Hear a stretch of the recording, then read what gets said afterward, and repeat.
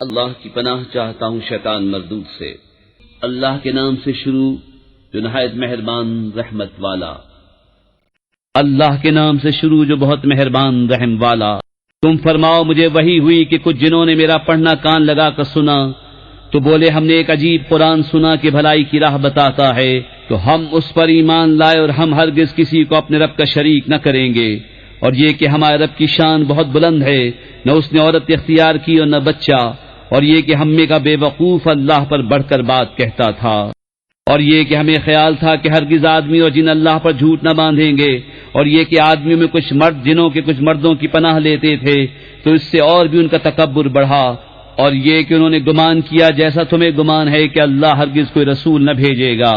اور یہ کہ ہم نے آسمان کو چھوا تو اسے پایا کہ سخت پہرے اور آگ کی چنگاریوں سے بھر دیا گیا ہے، اور یہ کہ ہم پہلے آسمان میں سننے کے لیے کچھ موقعوں پر بیٹھا کرتے تھے،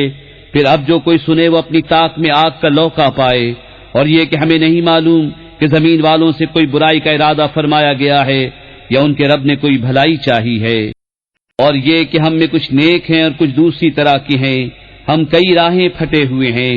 اور یہ کہ ہم کو یقین ہوا کہ ہرگز زمین میں اللہ کے قابو سے نہ نکل سکیں گے اور نہ بھاگ کر اس کے قبضے سے باہر ہوں، اور یہ کہ ہم نے جب ہدایت سنی اس پر ایمان لائے تو جو اپنے رب پر ایمان لائے اس سے نہ کسی کمی کا خوف نہ زیادتی کا،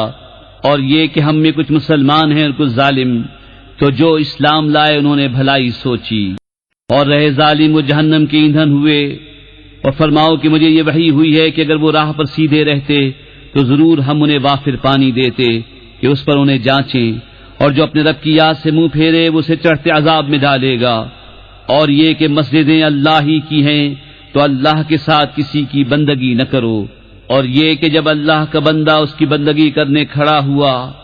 تو قریب تھا کہ وہ جن اس پر ٹھٹ کے ٹھٹ ہو جائیں۔ تم فرماؤ میں تو اپنے رب ہی کی بندگی کرتا ہوں اور کسی کو اس کا شریک نہیں ٹھہراتا۔ تم فرماؤ میں تمہارے کسی برے بھلے کا مالک نہیں۔ تم فرماؤ ہرگز مجھے اللہ سے کوئی نہ بچائے گا اور ہرگز اس کے سوا کوئی پناہ نہ پاؤں گا مگر اللہ کے پیام پہنچانا اور اس کی رسالتیں، اور جو اللہ اس کے رسول کا حکم نہ مانے تو بے شک ان کے لیے جہنم کی آگ ہے جس میں ہمیشہ ہمیشہ رہیں، یہاں تک کہ جب دیکھیں گے جو وعدہ دیا جاتا ہے تو اب جان جائیں گے کس کا مددگار کمزور اور کس کی گنتی کم۔ تم فرماؤ میں نہیں جانتا آیا نزدیک ہے وہ جس کا تمہیں وعدہ دیا جاتا ہے یا میرا رب اسے کچھ وقفہ دے گا۔ غیب کا جاننے والا تو اپنے غیب پر کسی کو مسلط نہیں کرتا سوائے اپنے پسندیدہ رسولوں کے، کہ ان کے آگے پیچھے پہرا مقرر کر دیتا ہے تاکہ دیکھ لے کہ انہوں نے اپنے رب کے پیام پہنچا دیے، اور جو کچھ ان کے پاس سب اس کے علم میں ہے، اور اس نے ہر چیز کی گنتی شمار کر رکھی ہے۔ کر کے عمل قرآن پہ جنت کی راہوں پہ چلتا رہوں۔